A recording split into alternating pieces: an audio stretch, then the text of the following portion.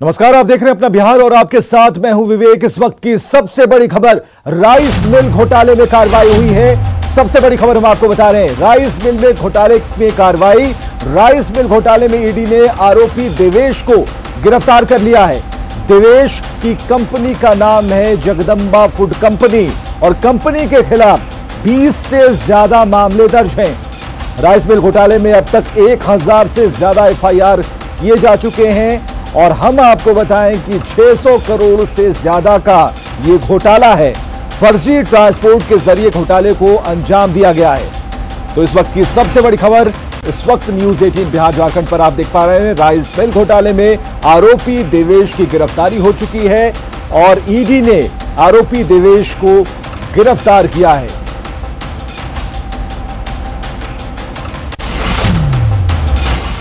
इधर शिक्षक बहाली प्रक्रिया पर रोक लग गई है। 94,000 प्राइमरी शिक्षकों की बहाली पर रोक लग गई। पटना हाई कोर्ट ने बहाली पर रोक लगाई है। तो 94,000 प्राइमरी शिक्षकों की बहाली पर रोक लगा दी गई है और पटना हाई कोर्ट ने बहाली पर रोक लगाई है। कोर्ट ने राज्य सरकार से जवाब तलब किया है कि विज्ञापन के बाद कैसे बदल सकते हैं नियम। यह हाई कोर्ट ने पूछा राज्य सरकार से कि विज्ञापन के बाद नियम कैसे बदल सकते हैं, बीच में बहाली की कैसे बदली गई शर्तें, यह भी राज्य सरकार बताए। मामले में अगली सुनवाई 4 सितंबर को होनी है। दरअसल 5 जून को प्राइमरी शिक्षकों की बहाली के लिए आवेदन निकाला गया और इसके हिसाब से टेट और एस्टेट और इसके अलावा डीएलईडी पास अभ्यर्थी 15 जून से लेकर 14 जुलाई 2020 तक आवेदन कर सकते थे। लेकिन इस बीच बहाली को लेकर एक चिट्ठी निकाली गई जिसमें कहा गया कि जो अभ्यर्थी 23 नवंबर 2019 तक डीएलईडी की परीक्षा पास कर चुके हैं वे आवेदन दे सकते हैं। वहीं जो अभ्यर्थी दिसंबर 2019 में स्टेट पास कर चुके हैं वे आवेदन नहीं दे सकते। इसके बाद मामला कोर्ट में चला गया और कोर्ट ने इस पर ही सवाल उठाते हुए कहा है कि बीच में बहाली की शर्तों को कैसे बदला गया। तो इस वक्त की दूसरी बड़ी खबर हम आपको बता रहे हैं और यह खबर है 94,000 प्राइमरी शिक्षकों की बहाली पर रोक से जुड़ी हुई, जिस पर हाईकोर्ट ने कई सवाल राज्य सरकार से पूछे हैं।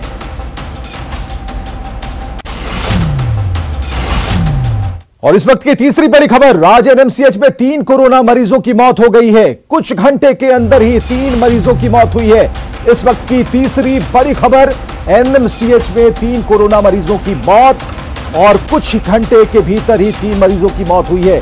मुजफ्फरपुर, पटना और समस्तीपुर के ये मरीज थे। कोरोना के अलावा अन्य बीमारी से ये ग्रसित थे।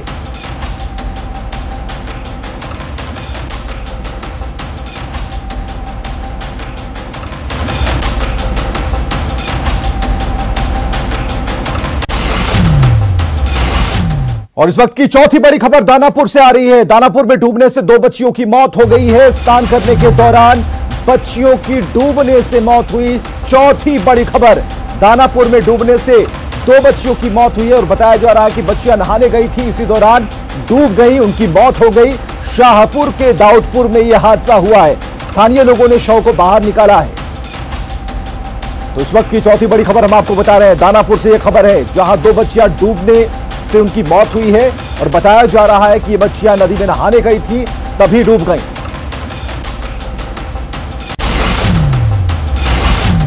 चलिए बड़ी खबरों के बाद आगे बढ़ते हैं। औरंगाबाद में दर्दनाक सड़क हादसे में 3 युवकों की मौत हो गई है। घटना मदनपुर थाना क्षेत्र के मिठैया मोड़ के पास की है।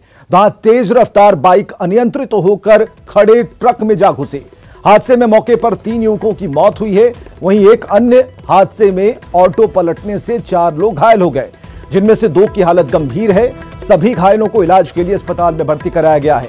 औरंगाबाद में बाइक सवार 3 की मौत, ट्रक में तेज रफ्तार बाइक घुसने से यह गंभीर हादसा हुआ है।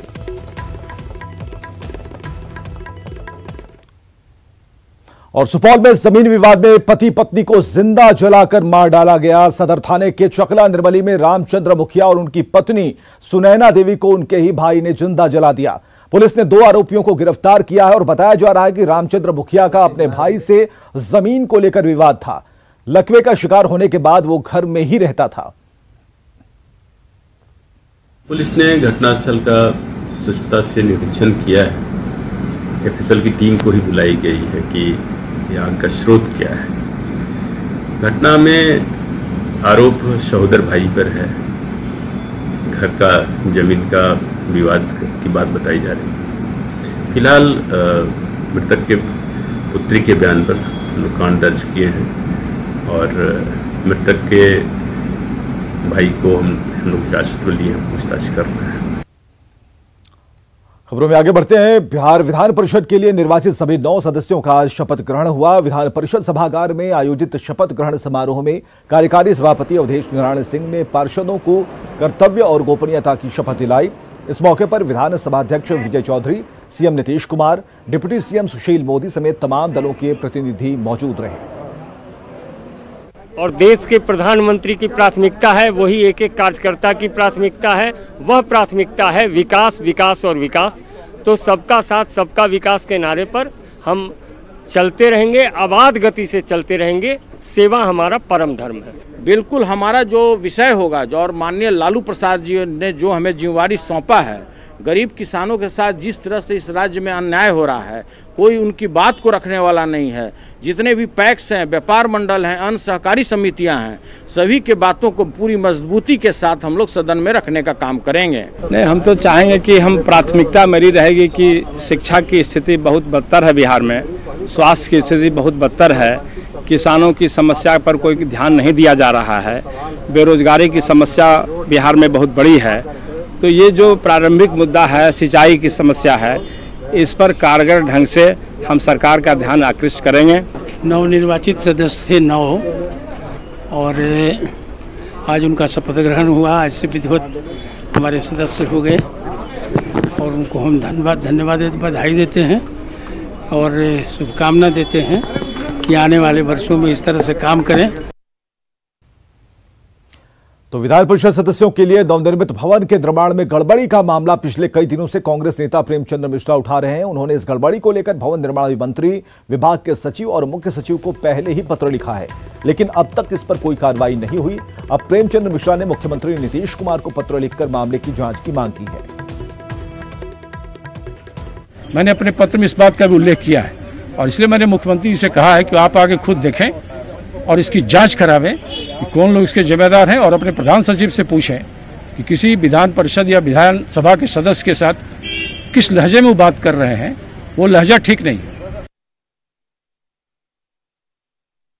इधर कोरोना के बाद बिहार में बाढ़ के खौफ से लोग डरे हुए हैं। हालांकि राज्य के जल संसाधन मंत्री ने भरोसा दिया है कि किसी को डरने की जरूरत नहीं। इसके साथ संजय झा ने बताया कि बांध मरम्मती को लेकर नेपाल से जो विवाद था वो खत्म हो गया। यहाँ उफान पर है, बाढ़ को लेकर क्या कुछ हालात है? हमारे साथ जल संसाधन मंत्री संजय झा जी हैं। सर, बाढ़ की स्थिति अभी क्या है, क्या कंट्रोल में है? हाँ, बिल्कुल कंट्रोल में है। एक चीज को आप अप्रिशिएट कीजिए कि सड़क, पुल, इसका काम तो रुक सकता है, लेकिन फ्लड फाइटिंग का काम जो है, जो एंटी इरोजन का काम है, वो उसको टाइम पे पूरा होना है। और हम लोगों के लिए ये जब लॉकडाउन था, वो 1.5-2 महीना में काफी डिफिकल्टी हुई मजदूर से लेकर के बाहर से मटेरियल लाने में। तब भी हम लोगों ने लगभग सारा काम पूरा कर लिया है। पिछले दिनों जो बारिश हुई है उससे कोई इमीडिएट कोई खतरा नहीं है और हम लोगों की नजर बिल्कुल आगे क्या मानसून होगा और सारी तैयारी कर ली गई है, तो कोई दिक्कत की बात नहीं। आपके साथ जो प्रॉब्लम आ रहा था बांध के मरम्मत या इन सब चीजों में, क्या उसे सॉर्ट आउट कर लिया गया? अब कोई दिक्कत नहीं है? गंडक के साइड में जो इशू था वाल्मीकि नगर साइड में, वो सॉर्ट आउट हो गया। 1-2 जगह छोटा मोटा इशू है, वो लोकल लेवल पर सेटल हो जाएगा, कोई दिक्कत नहीं। बिल्कुल, तो जल संसाधन विभाग इस पूरी तैयारी में है कि इस बार बाढ़ की स्थिति वैसी ना हो, लेकिन साथ ही साथ ये भी जल संसाधन मंत्री कह रहे हैं कि अगर नेपाल के तरफ अधिक बारिश होती है तो बिहार में हालात बिगड़ सकते हैं। कैमरा पर्सन आशीष के साथ साकेत कुमार, न्यूज़ 18 पटना। इधर लोक शिकायत निवारण अधिकार अधिनियम से जुड़े कार्य आज से एक बार फिर शुरू हो चुके हैं। कोरोना की वजह से बीते 21 मार्च से कार्यालय बंद था, लेकिन बिहार प्रशासनिक सुधार मिशन के निदेशक आमिर सुबहानी के आदेश के बाद ये कार्यालय पहले की तरह सुचारू तरीके से शुरू कर दिया गया, जिसका जायजा लिया हमारे सहयोगी अमित कुमार ने। कोरोना के दौरान बिहार में लोक शिकायत निवारण अधिनियम के तहत जो कामकाज थे वो पूरे तौर पे बंद कर दिए गए थे, लेकिन आज से एक बार फिर से ये काम जो है वो शुरू हो चुका है। और आप देख सकते हैं कि ये पटना जिला का लोक शिकायत निवारण अधिनियम काउंटर है और यहाँ पे जो लोग हैं वो आने भी शुरू हो चुके हैं।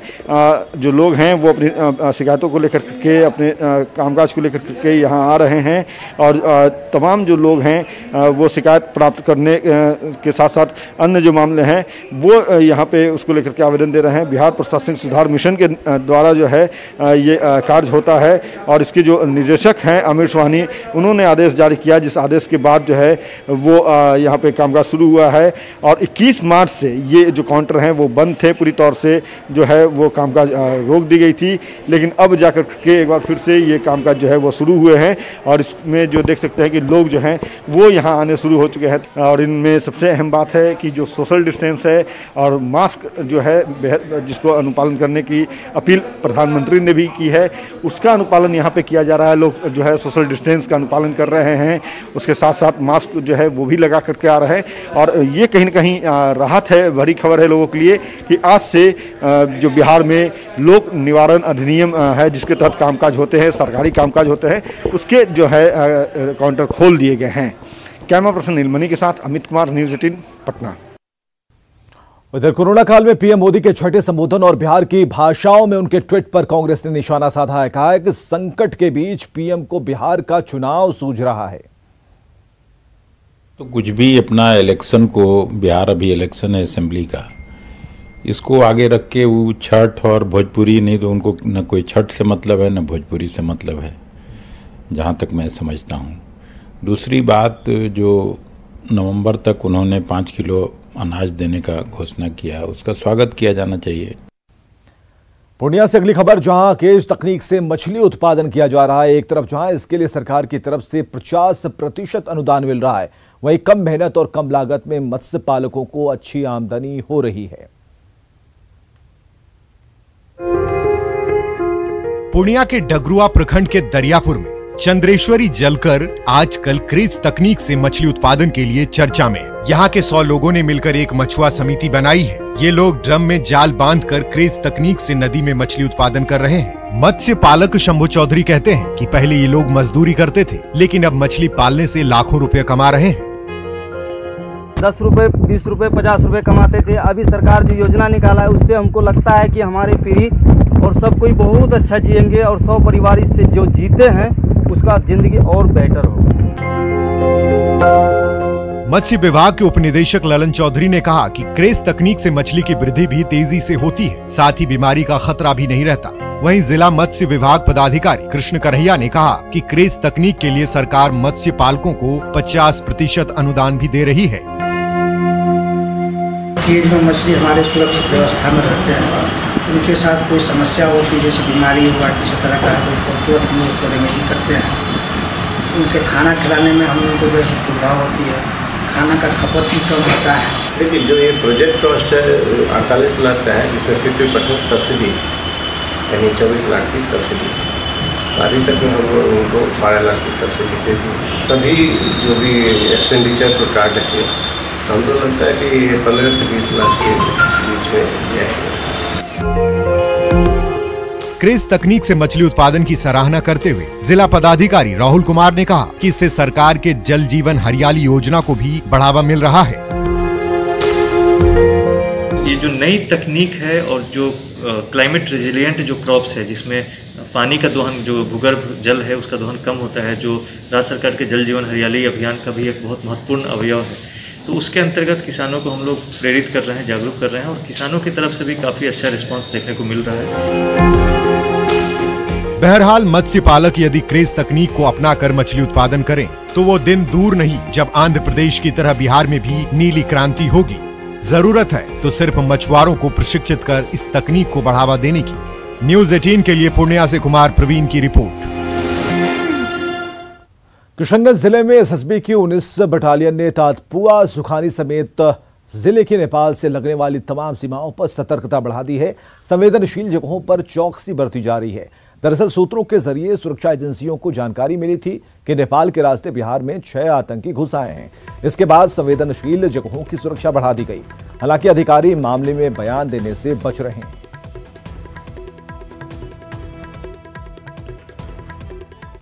बिहार में कोरोना का संक्रमण पटना सिविल कोर्ट में भी पहुंच गया। सिविल कोर्ट में एक अधिवक्ता कोरोना पॉजिटिव पाए गए और इसके बाद एहतियात के तौर पर पटना सिविल कोर्ट को 2 दिन के लिए बंद किया गया है। सिविल कोर्ट परिसर में सुरक्षा व्यवस्था बढ़ा दी गई है। सैनिटाइजेशन का काम बड़े पैमाने पर चल रहा है। मौके का जायजा लिया हमारे सहयोगी संजय कुमार ने। 19 का संक्रमण पटना सिविल कोर्ट में भी पहुंच गया और ये तस्वीर पटना सिविल कोर्ट की है। और यहाँ पर देखिए जो मुख्य प्रवेश द्वार है उसको बंद कर दिया गया। हालांकि यहाँ सुरक्षाकर्मी तैनात हैं, लेकिन जाहिर सी बात है जिस तरीके से एक अधिवक्ता में कोविड-19 के लक्षण पाए गए हैं उसके बाद यहाँ पर कोर्ट जो है वो बंद कर दिया गया। यहाँ पर एक प्रभारी निबंधक व्यवहार न्यायालय द्वारा एक नोटिस भी यहाँ पर दिया गया है। जो मुख्य प्रवेश द्वार है उसके अंदर की तस्वीर देख रहे हैं, कैदी वाहन यहाँ पर जरूर लगा हुआ है, लेकिन कोर्ट की कार्यवाही पूरी तरीके से ठप है। अगले 2 दिनों तक यानी आज और कल 2 दिनों तक सिविल कोर्ट की कार्यवाही बंद रहेगी। जो सुरक्षाकर्मी वो बिल्कुल यहाँ तैनात है। रुकिए सर, आज और कल नहीं आना है सर, बंद है कोर्ट आज या कल। तो सुन रहे होंगे जो यहाँ पर पुलिस अधिकारी हैं वो बता रहे हैं कि आज और कल 2 दिन कोर्ट जो है वो बंद है। पुलिस अधिकारी हैं, उन्हीं से बात कर लेते हैं कि आखिरकार कोर्ट जो है वो क्यों बंद किया गया है। आप अभी कराइए तब इन करेंगे। हाँ बोलिए सर। आज और कल 2 दिन कोर्ट बंद है, क्यों बंद कर दिया गया? ये एक वकील साहब को पॉजिटिव कोरोना हो गया है, उसी के चलते बंद कर दिया है आज और कल। बिना चेक करे कोई भी पदाधिकारी, कोई कर्मी, कोई स्टाफ नहीं जाएंगे। तस्वीर जो है आप देख भी पा रहे होंगे। अमूमन यहाँ पर इस वक्त काफ़ी भीड़ रहती है, चहल पहल रहती है जब यहाँ पर कैदी भी लाए जाते हैं या फिर जो दूसरी कोर्ट की कार्यवाही होती है उसको लेकर। लेकिन आज और कल 2 दिनों तक पटना सिविल कोर्ट पूरी तरीके से बंद रहेगा। कैमरा पर्सन मनोज के साथ संजय कुमार, न्यूज़ 18 पटना। कोरोना काल में सरकार ने गरीबों को मुफ्त अनाज दे रही है, लेकिन गया के वार्ड संख्या 22 में राशन कार्ड होने के बावजूद कुछ बुजुर्गों को जन वितरण प्रणाली की दुकान से अनाज नहीं मिल रहा। कारण है कि पॉश मशीन में इनके अंगूठे के निशान का मेल ना होना। जन वितरण प्रणाली की एक दुकान का जायजा लिया हमारे सहयोगी अरुण चौरसिया ने। सरकार गरीबों को अनाज देती है, लेकिन कई जो बुजुर्ग हैं उन्हें अनाज मिलने में कठिनाई हो रही है और इस कठिनाई की वजह सिस्टम है। सिस्टम में है जो अंगूठा लगाने के बाद ही इन्हें मिल सकता है, जो मशीन है। और कई जो बुजुर्ग हैं उनके जो अंगूठा का निशान है वो सही रूप से नहीं आ पाता है, जिसकी वजह से उन्हें निराश होकर जाना पड़ता है। हमारे साथ कुछ महिलाएं बुजुर्ग हैं जो यहाँ आई हुई हैं, लेकिन इस सिस्टम का शिकार है। अच्छा, क्या चाची दिक्कत हो रहा है? अंगूठा नहीं धरता है। अच्छा, और राशन नहीं मिलता है। तो क्या बोला जाता है? अंगूठा धरेगा तब देंगे। ऐसे पूछिए कितना दिन से दिक्कत? 2 महीना हो गया। 2 महीना। तो यहाँ दुकानदार भी हैं जन वितरण प्रणाली के। अच्छा बाबा बताइए, बहुत लोग कह रहा है आप नहीं दे रहे हैं, क्यों नहीं दे रहे? सर हम लोग को आदेश है कि जब तक उनका का निशान नहीं मिल पाता है, जब तक आप नहीं दे सकते हैं, उनका मिल जाए तो आप दीजिए। अगर नहीं मिल रहा है तो हमारे पास कोई जवाब नहीं है। वार्ड नंबर 22 है जो नगर निगम क्षेत्र का है, इसमें कई इसी तरह की जो स्थिति है लगभग हर एक वार्ड में और हर एक जन वितरण प्रणाली के दुकान पर है, जहां बुजुर्ग जब अनाज लेने आते हैं तो उनका जो अंगूठा का निशान है वो यहाँ सही रूप से नहीं आ पाता है, जिसकी वजह से उन्हें अनाज नहीं मिल पाता है। सहयोगी विपिन के साथ अरुण चौरसिया, न्यूज़ 18 गया। उधर सिवान में अपराधियों ने दिन दहाड़े गिट्टी छड़ व्यवसायी को गोली मार दी। घटना पचरुखी के भवानी मोड़ की है। घायल हालत में व्यवसायी नागेंद्र सिंह को स्थानीय अस्पताल में भर्ती कराया गया, जिसे सिवान सदर अस्पताल रेफर कर दिया गया। दिन दहाड़े गोलीबारी की घटना से इलाके में दहशत है और फिलहाल पुलिस मामले की छानबीन में जुटी है। पैसों से कुछ ले गए वालों ना, पैसा हमको मारने के लिए आया था। पैसा कौन गोली लगा? कितना गोली लगा? 1 गोली मारा।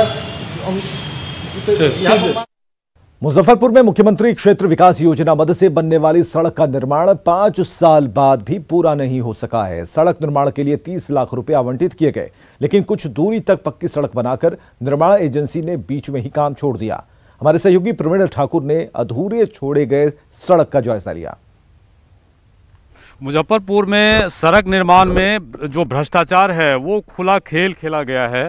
देखिए, जो 5 साल पहले मुसहरी के रहुआ इलाके में, अभी मैं छोटी कोठिया में हूँ, यहाँ मुख्यमंत्री क्षेत्र विकास योजना से तकरीबन 1 किलोमीटर लंबी सड़क बननी थी और इस सड़क को पक्कीकरण करना था। तकरीबन 30 लाख की लागत बताई जाती थी इस सड़क के लिए, जो मुख्यमंत्री क्षेत्र विकास योजना यानी योजना विभाग द्वारा इस सड़क को बनाया जाना था। और खुद जो उस समय मंत्री थे, जो क्षेत्र के विधायक थे, बोचहा के रमई राम राजस्व मंत्री थे, उनके द्वारा ये शिलान्यास किया गया था सड़क का। और ये सड़क 5 साल पहले बन जानी थी, लेकिन आज भी ये सड़क नहीं बन पाई है। इलाके में शहर से सटा हुआ चूँकि ये इलाका है, सघन आबादी है छोटी कोठिया इलाके में, और जो सड़क निर्माण करने वाली एजेंसी है ना तो उसने अपना एस्टिमेट दिया, ना कोई बोर्ड डिस्प्ले हुआ। फिर अब चुनाव आने वाला है, जो करंट विधायक हैं वो आए इसको देखने के लिए। उनके यहाँ भी बहुत शिकायत किए हम लोग, लेकिन वो बोले कि जब विभाग को दे दिए हैं, लेकिन फिर भी आज तक जैसे के तैसे पड़ा है, इसको फिर कोई आगे नहीं दिखाई दे रहा है। जिस एजेंसी पर FIR होना चाहिए कि आप 5 साल में निर्माण क्यों नहीं किया, उनको खुले छोड़ दिया गया। और आप देखिए जो सड़कों की सूरत है वो जो बारिश में और स्थिति खराब होती है, लेकिन यूं ही कच्ची सड़क छोड़ दिया गया भगवान भरोसे। और जो 30 लाख रुपया है उसकी निकासी भी हो गई। तो एक बड़ा सवाल भ्रष्टाचार को लेकर है कि सड़क निर्माण में इतना बड़ा भ्रष्टाचार का खेल जिले में खेला जा रहा है। कैमरामैन संजीव के साथ प्रवीण ठाकुर, न्यूज़ 18 मुजफ्फरपुर। बिहार के करीब 1,50,00,000 बिजली उपभोक्ताओं को बड़ी राहत मिलने जा रही है। साउथ बिहार और north Bihar power distribution company ने स्वीकृत लोड से अधिक खपत करने वाले घरेलू उपभोक्ताओं का जुर्माना माफ करने का फैसला लिया है।